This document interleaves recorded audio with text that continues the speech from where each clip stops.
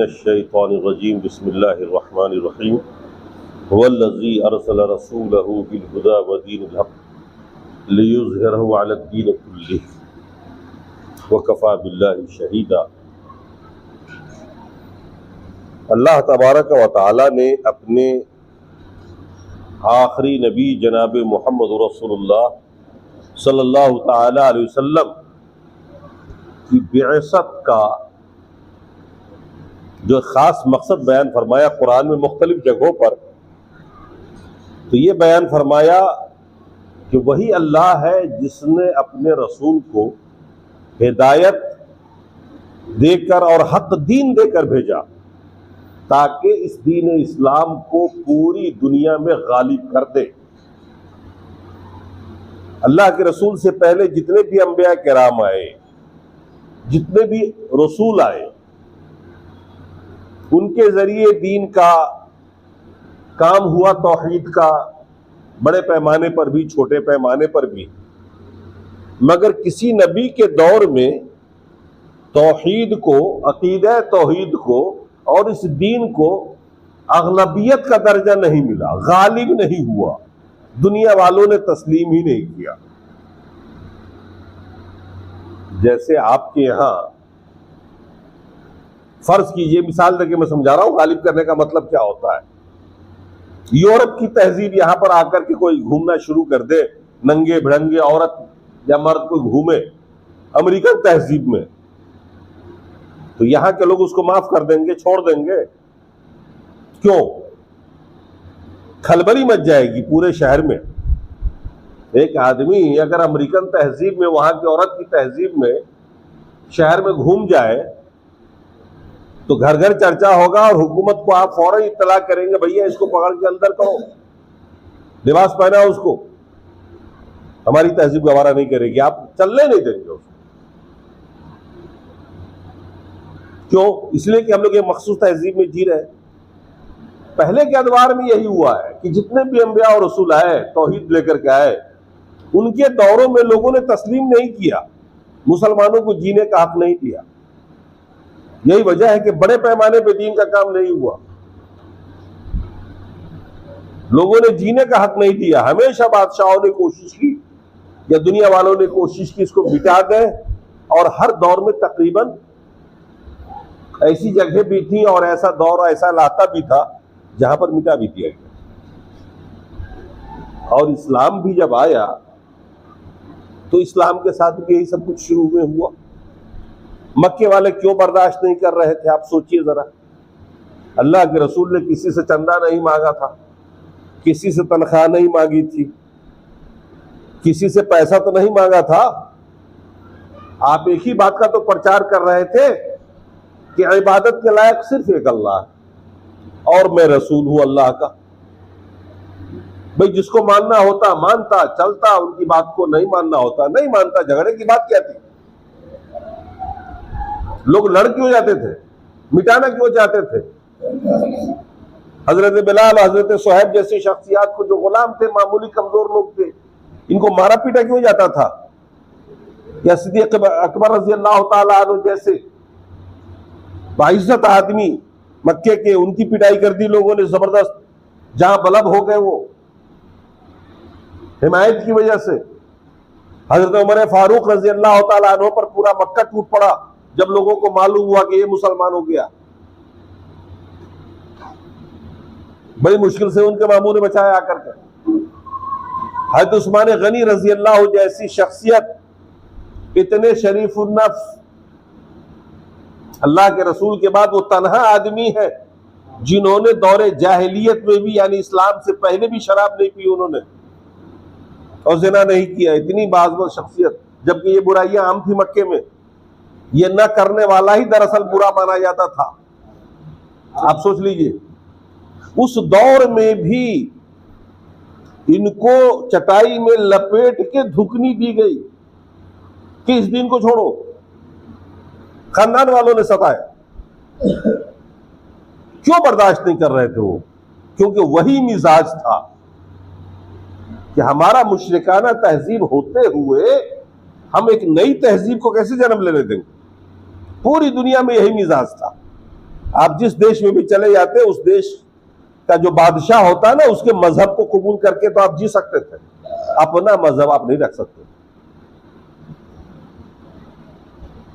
और ऐसे दौर में अल्लाह के रसूल सल्लल्लाहु अलैहि वसल्लम को अल्लाह ताला ने रसूल बनाकर भेजा और ये कहा कि हुवल्लज़ी अरसला रसूलहु बिल-हुदा व दीनिल हक़, वही अल्लाह है जिसने अपने रसूल को दीन हक और हिदायत देकर भेजा ताकि ये इस दीन को गालिब कर दे, इसको ये मकाम दिला दे कि इस्लाम को बहैसियत मजहब दुनिया के लोग तस्लीम कर ले और मुसलमानों को बहैसियत कौम दुनिया तस्लीम कर ले और इसे जीने का पूरा पूरा अधिकार वैसे ही मिले जिसे और मज़ाहिब वालों को है।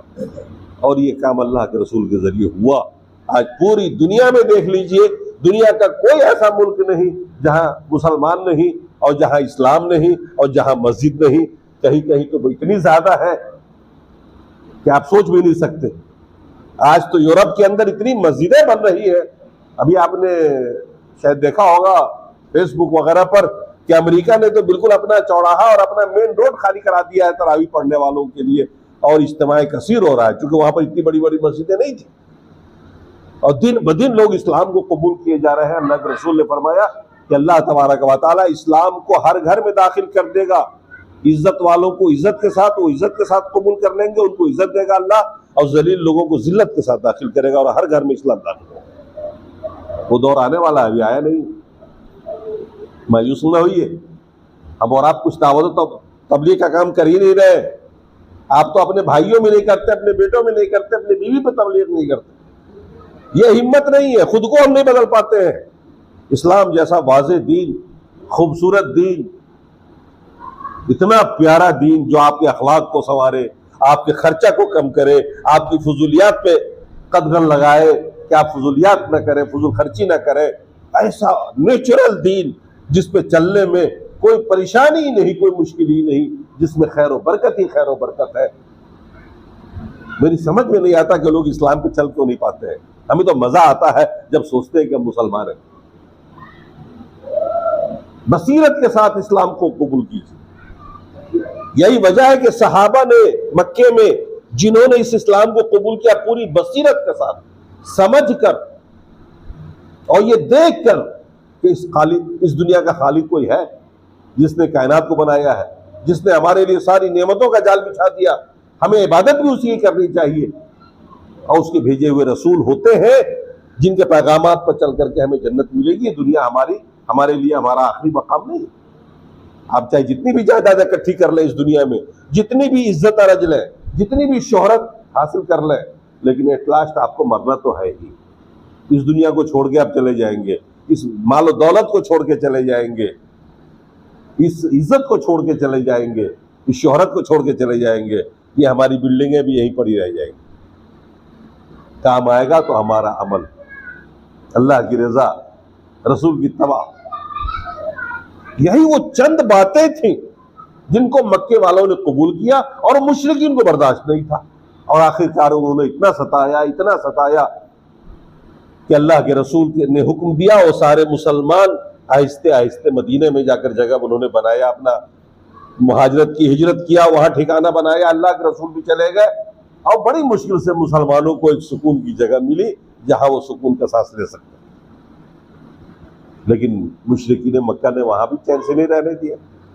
जब मुसलमान जमा हो गए वहां पर, तो मुशरिकीन मक्का ने धमकी भेजी मदीने के मुशरिकीन को कि या तो तुम निकालो उन मुसलमानों को बाहर।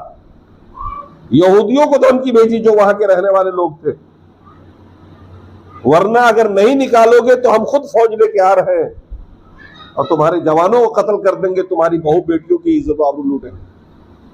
मक्के वालों की धाक थी।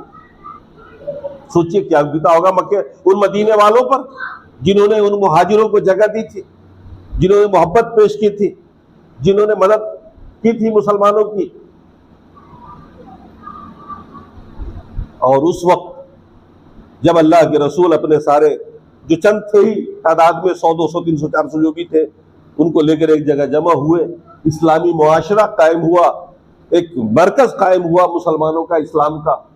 उसके पीछे पड़ गए मक्के वाले, धमकी भेज दी, जहां भेजो, जहां देखो मुसलमान को कत्ल करो, मक्का जो पूरी दुनिया के लिए खुला हुआ था, खाने काबा जिसका तवाफ पूरे अरब के लोग कर सकते थे, पूरी दुनिया के लोग जा सकते थे, मुसलमानों पे बंद कर दिया गया। मदीने का सोशल बाइकाट कर दिया गया, मुआशी बाइकाट कर दिया गया कि कोई माल मदीने में न पहुंचने पाए ताकि सब भूखे मर जाए। ब्लैकमेल किया मदीने वालों को कि अगर तुमने इनको पनाह दिया तो हम तुम्हारे यहां बाहर से गेहूं नहीं जाने देंगे। मदीने वाले खाएंगे क्या? उनके यहां तो खजूरी सिर्फ हुआ करते थे और तो कोई फसल नहीं थी ना उनके यहां, बाकी चीजें तो बाहर से जाना था। तुम्हारा खजूर भी नहीं लेंगे, बाहर से गेहूं भी नहीं जाने देंगे। किन किन हालात से मुसलमान गुजर रहे हैं।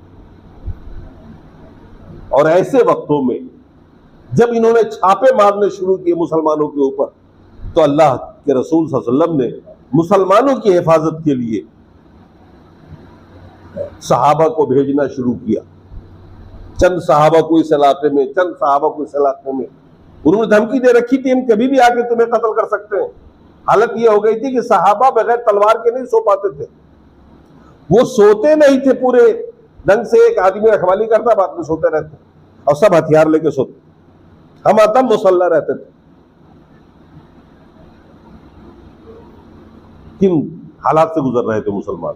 किसी का कुछ लिया था, किसी से कुछ मांगा था, जीने की भी मतलब ये नहीं थी कि वो जी जाए आराम से, अपना कमा खा ले, भूखे भी रहे जैसे भी रहे। ये मुशरिकीन का जुल्म था। वो चाह नहीं रहे थे कि ये दीन पनप पाए। क्यों? तौहीद से क्यों चिढ़ थी उनको, जबकि वो सब अल्लाह के मानने वाले थे।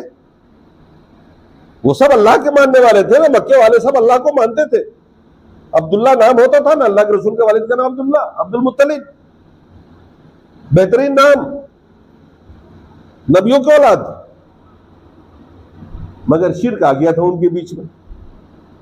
ये समझना बहुत आसान है। आज हमारे इलाके में ऐसे मुसलमान मौजूद हैं जो फर्स्ट क्लास कलमा पढ़ते हैं, कुरान पढ़ते हैं, हज भी करते हैं, ज़कात भी देते हैं, फर्स्ट क्लास, हमसे ज्यादा कुर्ता टोपी में रहते हैं वो, लेकिन तौहीद सीने से गायब। शिर्क आ गया उनमें, बिदात आ गया उनको समझ में नहीं आता कि बीमारी लग क्या गई हमको। आज आप इस जंग में समझ जाएंगे, ये जंग सुनेंगे ना, इसमें आप समझ जाएंगे कि तौहीद क्या और शिर्क क्या। चुनांचे अल्लाह के रसूल को दूसरी हिजरी में जब ये मालूम हुआ कि अबू सुफियान माले कसीर लेकर के तिजारत के लिए मुल्क शाम जा रहे हैं, ये दुखती हुई रग पर अल्लाह के रसूल ने उनके हाथ रखा था। क्योंकि मक्का वाले जो तिजारत करते थे मुल्क शाम, उनका जो माल आता जाता था ना, वो मदीने से होके ही रास्ता था। तो जब आप मक्के वालों ने आपका माशी बाइकाट कर दिया, तब तो जरूरत है ना कि आप उन पर हमले करें। तो उनका माल आता था मदीना होते हुए, तो आपने फौज को भेजना शुरू किया ताकि उनको दहशत में मुब्तला किया जाए, उनको भी उनका मकाम दिखाया जाए कि अगर तूने हमारी माशी नाकाबंदी कर दी है, मदीने में अनाज बंद करा दिया तूने बाहर से, तो तेरे यहां भी अनाज जा नहीं सकता, क्योंकि रास्ता हमारे यहां से भी गुजरता। उनको निकलना है तो मदीने के इर्दो गिर्द से ही निकलना होता था मक्के वालों का। ये तो फिक्री बात थी ना कि आपका दुश्मन जब आपका हर तरफ से सोशल बाइकाट करे तो आप चुप तो नहीं रहेंगे ना, आप जब देखेंगे तो आप भी कुछ ना कुछ कार्रवाई तो करेंगे। चुनांचे अल्लाह के रसूल ने एक छोटी सी फौज तरतीब दी, मदीने में ऐलान करा दिया कि भाई जिसको भी चलना हो चलो, जंग नहीं, बस छापा मार जंग। ऐसे कई फौजें आपने भेजी थी और लोग जो तलाया गर्दी करके वापस आए थे, सहाबा जाते थे। तो जिसमें सिर्फ सहाबा होते थे उसको सरिया कहते हैं अरबी में, और जिसमें खुद अल्लाह के रसूल शरीक होते थे उसको गजवा कहते हैं। ये गजवा है बद्र, इसके लिए जो तैयारी हुई इसमें कोई तैयारी नहीं थी। अल्लाह के रसूल ने ऐलान कर दिया जिससे चलना हो चलो। मुसलमानों को ये पता भी नहीं था कि इसमें जंग के हालात हो सकते हैं, जंग की ये हो सकती है, हमें जंग करना पड़ सकता है। लिहाजा बहुत सारे मुसलमान गए भी नहीं, क्योंकि अल्लाह के रसूल ने इख्तियार दे दिया था। तो 313 या 14 कुल मुसलमान अल्लाह के रसूल के साथ चले। मकसद था वही काफिला जो गया था वापसी पर उसको दहशत ज़दा करना और उनका माल रोकना। अबू सुफियान आ रहे थे उधर से, 1000 ऊंटों पे माल लदा हुआ चला आ रहा था, 40 लोग मुहाफिज थे साथ में मक्का के, और तकरीबन 2.5 कुंटल सोने की कीमत का माल था वो। 2.5 कुंटल सोना की कीमत आप समझ रहे हैं ना, इतना माल लदा हुआ चला आ रहा था, मुख्तलिफ जिन्स की शक्ल में, कपड़े की शक्ल में भी, अनाज की शक्ल में भी, मुनक्का की शक्ल में भी, किशमिश की शक्ल में जो आ रहा था। अबू सुफियान जो उस वक्त मुसलमान नहीं थे, वो सरदार थे, वो माल लेके आ रहे थे, उनको खबर लग गई कि मुसलमान इस माल को लूटना चाहते हैं। मदीने से 8 मंजिल की दूरी पर 2 सहाबा को अल्लाह के रसूल ने भेजा था, और उन्होंने आके खबर दी कि अल्लाह के रसूल वो लोग वापस आ रहे हैं। अल्लाह के रसूल ने एक छोटी सी फौज तरतीब दी और तलायागर्दी की सूरत में, मतलब इतने ऐसे चले थे कि 2 घोड़े उनके पास कुल थे, आप समझिए 313 लोग, 2 घोड़े, 70 ऊंट, एक ऊंट पर 3-3 लोग बारी बारी से बैठते थे। सबके पास हथियार भी नहीं, क्योंकि मकसूद लड़ाई तो थी नहीं, ये सोच के नहीं चले थे। चले अल्लाह के रसूल आगे से घेरने के लिए। लगभग 300 मील की दूरी पर अल्लाह के रसूल आए। बद्र एक जगह, वहां कुछ चश्मे हैं, कुआं वगैरह है, और चारों तरफ से पहाड़, एक तरफ से रास्ता है और एक तरफ से निकलने का रास्ता है। ये मक्का वाले उसी दर्रे से घुसते थे और इस दर्रे से निकल करके जाते थे। यही रूट था मुल्क शाम जाने का। तो अल्लाह के रसूल ने सोचा कि क्यों ना वो उसी जगह पे घेरा जाए इनको। अल्लाह के रसूल चले आ रहे थे। अब मक्के, उनको खबर हो गई अबू सुफियान को। अबू सुफियान ने एक आदमी को भेज दिया मक्का अपने में से, तेज रफ्तार घोड़े पे, कहा जाओ मक्के वाले को खबर करो कि माल सब लुटने वाला है, मक्के वाले आ जाए बचाने के लिए। वो तेज रफ्तारी के साथ गया और अरब दस्तूर के मुताबिक उसने ऊंट के नाक चीरे, अपने कपड़े फाड़े और वावेला मचाना शुरू किया। मक्के में सब लोग होशियार हो गए। मक्के वाले, क्या हुआ क्या हुआ? कहा अरे तुम्हारा माल लूटा जा रहा है, लूट जाएगा लूट जाएगा लूट जाएगा। चलो, हर घर से आदमी निकल गया लड़ने के लिए तलवार के साथ। जो जा सकता था खुद गया, जो नहीं जा सकता था अपनी जगह किसी और को भेजा, उसने गुलाम को भेज दिया किसी ने। लड़ने में माहिर थे ही वो लोग। अब वहां पर अबू सुफियान ने जब देखा, एक कुएं पर आए, रास्ते में कुआं था जहां से पानी भरते थे लोग। अबू सुफियान वहां पहुंचे जासूसी करते हुए कि मोहम्मद इस रास्ते से आगे तो नहीं गए हुए हैं। वहां जब पहुंचे तो एक बूढ़ा मिल गया।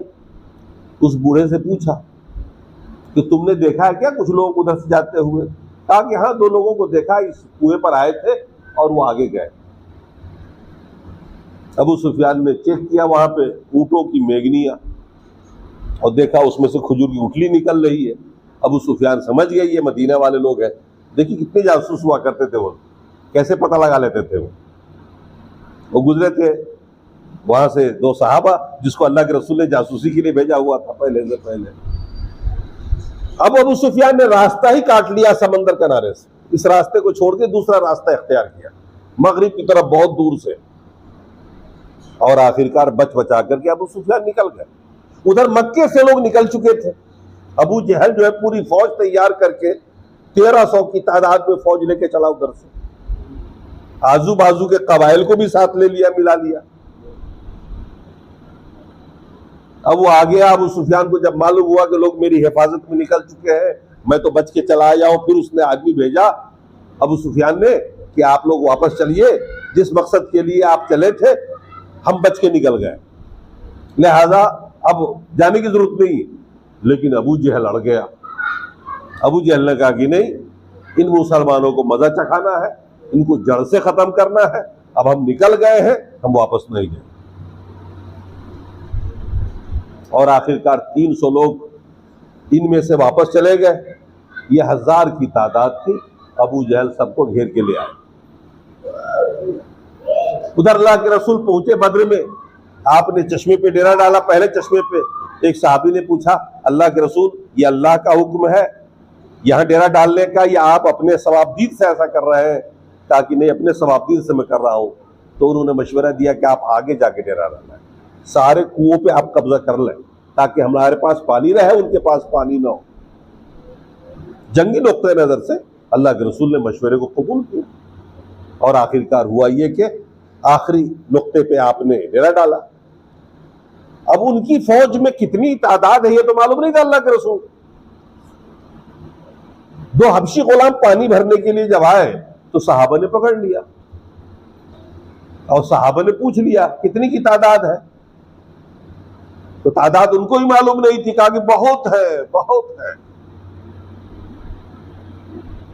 अल्लाह के रसूल इबादत में थे। अल्लाह के रसूल ने पूछा कि रोजाना कितना ऊंट जमा होता है? तो उस गुलाम ने बताया कि एक दिन 9 और एक दिन 10 ऊंट। तो अल्लाह के रसूल ने फरमाया तकरीबन 1000 की तादाद थी। देखिए उस जमाने में लोग किस तरह से अंदाजा कर लेते थे और बिल्कुल सही और सटीक अंदाजा करते थे। बहरहाल जंग हुई। किस बात की जंग थी? किस बात की जंग थी? मक्के वाले अल्लाह को मानते थे, हजरत इब्राहिम को मानते थे, हजरत इस्माइल को मानते थे, अपने आप को दीन हनीफ पर मानते थे। वो बिल्कुल आज के दौर का समा है। जैसे आज के दौर में हर मुसलमान खुद को हक पर समझता है और दूसरे को बातिल पर समझता है, यही वो समा था, यही अंदाज था उनके सोचने का। और आखिरकार यही 17 रमजान सन 2 हिजरी यानी आज से 1443 साल पहले की बात है, यही तारीख थी। और अल्लाह के रसूल ने अपनी फौज को उतारा, अबू जहल ने अपनी फौज को उतारा। अल्लाह के रसूल ने खुद अपनी फौज को संवारा, सफबंदी की, और अबू जहल ने अपनी फौज उतारी और उसने सफबंदी। उसकी फौज का आलम तो यह था कि 600 जीरहें थी उसके पास। जीरा उस जमाने में लोहे का एक लिबास होता था जो पूरे जिस्म पे लगा के वो लड़ते थे। सामने की जंग होती थी ताकि तलवार मारे तो आप कट ना सके। इधर अल्लाह के रसूल के पास तो इतनी फौज थी नहीं, न इतने हथियार, न इतनी सवारियां। बस ये था कि अल्लाह का सहारा था। अबू जहल की वो दुआ सुनिए, उस लड़ाई से पहले जो उसने दुआ की थी, और अल्लाह के रसूल की भी वो दुआ सुनिए जो लड़ाई से पहले हुई थी, की थी आपने। इन दोनों दुआओं से आपको हक व बातिल का अंदाजा लगेगा और समझ में आएगा कि इस्लाम क्या है। अबू जहल ने दुआ की अल्लाह से, अल्लाहुम्मा अय्युकुम अहब अर्दा इंदक व अहब्ब इंदक फंसुरहिल यौम। ऐ अल्लाह, अल्लाह से दुआ कर रहा है अबू जहल, इन दोनों गरोह में से जो तेरे नजदीक महबूब हो और जिससे तू राजी हो, ऐ अल्लाह तू आज उसकी मदद कर। खुद दुआ कर रहा है अबू जहल। कितना यकीन था उसे अल्लाह पर और अपने मजहब पर। शिर्क करते हुए अपने आप के हक होने पर किस कदर उसको घमंड था, आप अंदाजा लगा सकते हैं ना। वो किससे दुआ कर रहा है? अल्लाह से। ऐ अल्लाह, हम दोनों में से जो तेरे नजदीक महबूब हो, जिससे तू राजी हो, ऐ अल्लाह तू उसी मदद करा। वो समझता था कि हमारी होगी, हम चाहते हैं अल्लाह के, अल्लाह हमसे राजी होगा, हम महबूब हैं क्योंकि खाने काबा हमारे कब्जे में है। ये औलिया किराम, ये बुजुर्गान दीन के बुत है, ये हमारे वसीले हैं, हम बरहक हैं। आज यही लोग मुसलमानों में जो शिर्क करते हैं ना, वो यही समझते हैं हमारे पास गौसे आजम, हमारे पास गरीब नवाज, इनके पास क्या है? कहते हैं आपके पास तो कोई वली भी नहीं है कोई वली जिसका मजार लगता हो? कहीं उर्स होता है आपके किसी वली के पास? क्या है आपके पास? कौन है शफात करने वाला? आपको कुछ नहीं। देखिए तो हमारे पास बुजुर्गों की लाइन लगी हुई है। यही अबू जहल भी सोचता था, वो भी यही कहता था, ऐ अल्लाह हम दोनों में जो महबूब हो ना, तो उसकी मदद कर आज। और कुरान में तो बाकायदा उसकी दुआई जो मक्के में वो कहा करता था, अल्लाह तबारक व तआला ने उसकी दुआ को तो कुरान में जगह दिया, अल्लाहुम्मा इन काना हाज़ा हुवल हक़ फम्तिर अलैना हिजारा मिनस समा। ऐ अल्लाह, अगर ये मोहम्मद और इनके मानने वाले बरहक है ना, तो तू आसमान से पत्थर बरसा दे, हम लोग मर जाना चाहते हैं। तो कितना यकीन है उसको अपने हक होने पर। आज क्यों नहीं अहले हुनूद और ये फिरके वाले जितने भी हैं बुजुर्ग परस्त, इनको क्यों ना अपने ऊपर यकीन हो जाओ? अबू जहल को इतना यकीन था भाई। कुरान में अल्लाह ने उसकी दुआ को जगह दिया कि देख लो, अल्लाह के तो मान रहे थे वो लोग, दुआ कर रहे थे, अल्लाह हम में से अगर वो हक पर है, हम बातिल पर हैं, तो तू पत्थर बरसा दे। अच्छा, अब देखिए उधर अल्लाह के रसूल जंग शुरू होने से पहले क्या दुआ कर रहे हैं। ये तो इधर का मंजर था, अब जरा उधर का मंजर देखिए। अल्लाह के रसूल सजदे में है और अल्लाह की गैरत को ललकार रहे हैं। अल्लाहुम्मा हाज़िल असाबा इन तुहलिकल यौम फलम तुअबद अबदा। ऐ अल्लाह, ये छोटी सी जमात है अहले तौहीद की, अहले तौहीद की ये छोटी सी जमात है 313। ऐ अल्लाह, अगर आज ये हलाक कर दिया गया, मार दिया गया, फिर तेरी कभी इबादत नहीं हो। ऐ अल्लाह, अगर तू चाहता है कि तेरी इबादत न हो, मत जाने।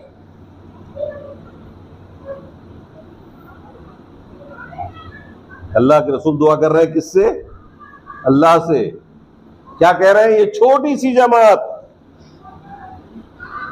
छोटी सी जमात वहां पर भी थी, बड़ी जमात नहीं थी। अल्लाह के रसूल घमंड नहीं था कि हमारे पास बड़ी जमात नहीं है। इन तो हलिक हाज़िल असाबा, ये छोटी सी जमात अगर अल्लाह हिलाक कर दी गई ना, फिर तेरी इबादत हो ना सकेगी। अगर तू चाहता है कि तेरी इबादत कभी ना हो, तो फिर खत्म हो जाने दे। ये जुमला तो नहीं है आपकी दुआ में कि मर जाने दो, लेकिन मफहूम वही है। अगर तू चाहे तो तेरी इबादत कभी ना हो। अल्लाह अल्लाह की गैरत को आवाज दे रहे। और फिर जंग शुरू होती है, और जंग का मंजर कैसा है? भैगना इधर तलवार लिए खड़ा है और मामा उधर तलवार लिए खड़ा है।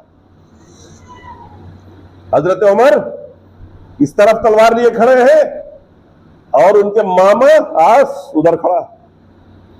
सिद्दीक अकबर इधर मुसल्ला तैयार तलवार लिए और सामने उधर बेटा अब्दुर्रहमान। बाप बेटे में जंग। हजरत हुज़ैफा इधर है, बाप उनका उधर है।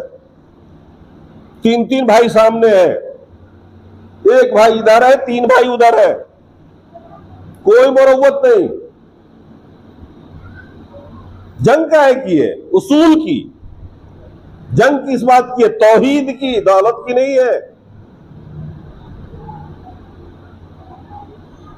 सोचिए आप, रसूलुल्लाह के चचा सामने वाली टीम में, हालांकि वो अंदर से मुसलमान हो चुके थे, अबू जहल जबरदस्ती ले आया था उनको गैरत दे दिला करके। हालांकि अल्लाह के रसूल ने बता दिया था सहाबा को, अगर वो तुम्हारे तलवार के जद में है तो कत्ल न करना, क्योंकि वो अंदर से मुसलमान हो चुके थे। कई लोग मक्के में जो रहते थे मुसलमान थे अंदर से, मगर मजबूरी थी उस मुआशरे के तहत। कोई दिलचस्पी नहीं थी उनको जंग से, वो निकल भागना चाहते थे, मगर अबू जहल भागने नहीं देता था। अपनों के बीच में जंग, बहुत कोशिश की। एक मखजूमी शख्स ने, जो बहुत बेहतरीन आदमी थे, जिन्होंने खाने काबा में उस लटकाए हुए उसको फड़वाया था ना, उन्होंने बहुत कोशिश की जंग ना हो। समझाया अबू जहल को, अरे तुम किससे जंग कर रहे हो? बाप इधर बेटा उधर, ये आपस में ही एक दूसरे को खत्म कर रहे हो। तो छोड़ दो मोहम्मद को अपनी हालत में। अगर ये हिलाक हो गए तेरा काम हो जाएगा, और अगर ये इज्जत पा गए और गालिब आ गए तो तुम्हारी कौम का एक आदमी गालिब आ गया, तेरी भी तो इज्जत बढ़ जाएगी। बहुत समझाया था। जंग रोकने की बड़ी कोशिश की थी कई लोगों ने, मगर अबू जहल अड़ा हुआ था, अकड़ा हुआ था। ये नहीं मिटा देना। उसके एलचे बेलचे जो थे आगे पीछे, वो तौहीद को खत्म करने के दर पे थे। समझ में आता है ना इस्लाम की क्या चीज है? ये एक अल्लाह के मानने वाले, उसी से तमस्सुक करने वाले, उसी से इस्तिआनत करने वाले, एक तरफ उसी की इबादत करने वाले हैं, और एक तरफ कहते हैं कि नहीं, इबादत अल्लाह की भी होगी, बुजुर्गों की भी होगी। अबू जहल कह रहा अल्लाह की भी इबादत होगी, 360 की भी होगी, हम इसको भी राजी रखेंगे, हम उसको भी राजी रखेंगे। कब कौन काम आएगा? एक भाई इस पार्टी में रहो, एक भाई उस पार्टी में रहो, एक भाई उस पार्टी में रहो, उसूल कुछ नहीं है, दुनियादारी सब कुछ है। और एक तरफ वो ग्रुप है, वो जमात है जिसके यहां अल्लाह की रज़ा ही सब कुछ है, जिसके यहां तौहीदी सब कुछ है, जिसके यहां रसूल की तबाही दीन है। उसूलों की लड़ाई थी मेरे भाई, यह है समझने वाली बात। इसके लिए हुई थी जंग बद्र। ये जंग उसूली थी, दौलत के लिए नहीं थी। और फिर जंग की तफसील क्या बताओ आपको। जंग शुरू हुई, अल्लाह तबारक व तआला ने 1000 फरिश्तों से मदद की मुसलमानों को। क्यों की? इसलिए कि उस दौर का हर मुसलमान मुत्तकी था, सब में तकवा था, सब दीन के लिए लड़ और मर रहे थे, किसी के अंदर दुनियादारी का कोई जज्बा नहीं था। और आखिरकार लंबा नहीं चला, घंटों में अल्लाह ने फतह दे दी। मुशरिकीन टिक न सके।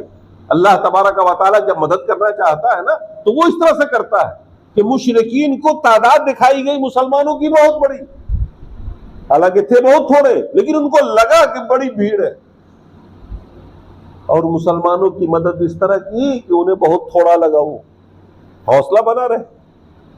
जंग से पहले रात को बारिश हुई, मक्के वालों की तरफ जबरदस्त हो गई कीचड़, और मुसलमानों की तरफ इतनी खुशगवार बारिश हुई कि सुकून मिला, इत्मीनान मिला, जमीन सख्त हो गई, बस चलने लायक हो गई, और दिल और मजबूत हो गया। जंगें चल रही थी, हुई, मक्के वाले को कदम खड़ गए, वो भागने लग गए, और सहाबा खदेड़ने लग गए। और फिर माले गनीमत जमा हुआ, 70 मारे गए। कौन? मुशरिकीन मक्का। 70 मारे गए और 70 गिरफ्तार किए गए, जिनको बांधकर मदीना लाया गया। मुसलमान शहीद होने वाले कुल 14। 2 बच्चों ने अबू जहल को मारा, जो अपने वक्त का फिरौन था। 2 बच्चे, माज और मौविज बिन अफरा, 2 बच्चों ने जाकर मारा। जंग के बाद अल्लाह के रसूल 3 दिन ठहरे। अरबों का तरीका है कि जब वो जीते थे ना, तो 3 दिन उस मैदान में क़याम करते थे, ताकि उनका एक रोब हो और लोग ये समझे कि डर के भाग गए, लड़ना हो तो आ जाओ, तैयार हम हैं। तो फिर 3 दिन के बाद चले, उनके सरदार के लाशों को उस कुएं में फेंका गया बद्र के अंदर, और अल्लाह के रसूल ने उस कुएं पे जाकर के एक एक को मुखातब किया, ऐ फला इब्ने फला, ऐ फला इब्ने फला, देखा तूने मेरी रब ने मेरी मदद की, तुम्हारे रब ने तेरी मदद की। हज़रत उमर ने कहा भी अल्लाह के रसूल आप उनसे खिताब कर रहे हैं, उनसे बात कर रहे हैं जो सुन भी नहीं सकते। अल्लाह के रसूल ने फरमाया इस वक्त तुमसे ज्यादा सुन रहे हैं, अल्लाह ताला जब चाहता है रूह को लौटा देता है। और फिर अल्लाह के रसूल फतेह मुबीन के साथ मदीना लौटे, और जब लौटे तो उनके साथ लौटे 70 के साथ, और फिर उनके ऊपर फिदिया हुआ, 4000 दीनार देकर किसी ने जान छोड़ाई। ये भी मशवरा हुआ, मीटिंग हुई, बात लंबी है, और हजरत सिद्दीक़ अकबर रज़ियल्लाहु तआला अन्हु के मशवरे के मुताबिक 4000 से लेकर 3000 दीनार फिदिया रखा गया, उनको छोड़ा भी गया। मक्के के लोग उमूमन पढ़े लिखे होते थे, मदीना वाले पढ़े लिखे नहीं थे। अल्लाह के रसूल ने फरमाया कि तुम में से जो लोग 10 बच्चों को पढ़ना और लिखना सिखा देगा, वो पढ़ना लिखना ही उसका फिदिया हो जाएगा। इससे अंदाजा लगा सकते हैं कि तालीम की अहमियत अल्लाह के रसूल की निगाह में कितनी थी। वो चाहते तो पैसा ही लेके छोड़ते। 4000 दीनार का मतलब समझते हैं आप? मैं समझता हूं आज में लाखों में चला जाएगा वो। तो आपने पैसे को नहीं देखा, बल्कि आपने ये शर्त लगाई कि तुम में से जो लोग पढ़ना लिखना जानता हो, पढ़ना लिखना, वो 10 मुसलमान बच्चों को पढ़ा लिखा दे, उसके लिए वही कीजिए। आज हम मुसलमान हैं, तालीम की अहमियत नहीं समझते। ऐसे हालात में भी जब मुसलमान इतने गुर्बत के शिकार थे कि उनके पास खाने को नहीं था, सवारी के लिए सब जानवर नहीं थे उनके पास, घोड़े नहीं थे और ऊंट नहीं थे, ऐसे में भी अल्लाह के रसूल ने तालीम को मुकद्दम रखा कि अगर हमारे बच्चे पढ़ लिख जाएंगे तो ये ज़्यादा अच्छी बात है। हम मुसलमान आज मालो दौलत रखते हुए भी अपने बच्चों को पढ़ाते नहीं हैं, बस कमाई में लगा देते हैं, दौलत इकट्ठी करने पर लगा देते हैं। तो ये जंग बद्र है जो आज से इतने 100 साल पहले हुआ था, इससे हमें नसीहत लेनी चाहिए, हमारी तौहीदी मजबूती आनी चाहिए और हमें जानना चाहिए कि इस दुनिया में अगर जीना है तो उसूलों के बुनियाद पर जीना है, तौहीद के साथ जीना है, अल्लाह उसके रसूल की इताअत करनी है, इबादत अल्लाह की करनी है, तरीक़ा रसूल का होना है और इस सिलसिले में कभी किसी की मुखालफत की परवाह नहीं करनी है। और कभी ऐसी भी नौबत अगर आ जाए कि आपके तौहीद में कोई रुकावट बने, चाहे वो अपना ही सगा क्यों ना हो, हम उसकी परवाह नहीं करेंगे। हम अल्लाह के लिए जिएंगे और अल्लाह के लिए मरेंगे। वो हमारा खालिक है, मालिक है, वही हमारा सब कुछ। इससे हमें सबक मिलता है। हमें और आपको चाहिए कि हम इन पैगामात पर मजबूती के साथ कायम रहें।